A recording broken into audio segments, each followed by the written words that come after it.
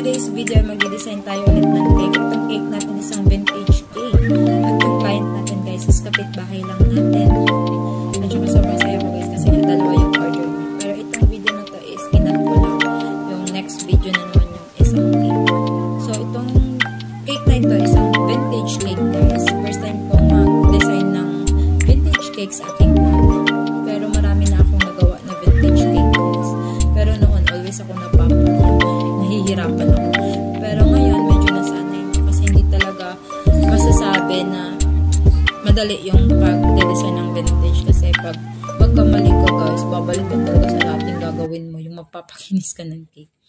Yung napili kong color guys is green kasi parang ito yung gusto ng ating client. Yung fab color niya is green. Green kasi yung bahay nila, parang sa ano nila.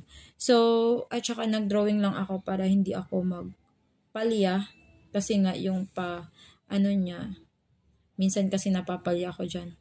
At saka nag-combine ako ng white para gumanda naman yung texture ng ating cake guys. At ito na yung finished product ng aking pagde-design guys. Naglagay lang ako ng topper, gumawa lang ako ng topper na happy 2nd anniversary, Mr. and Mrs. Castillo. So ito na yung finished product niya guys.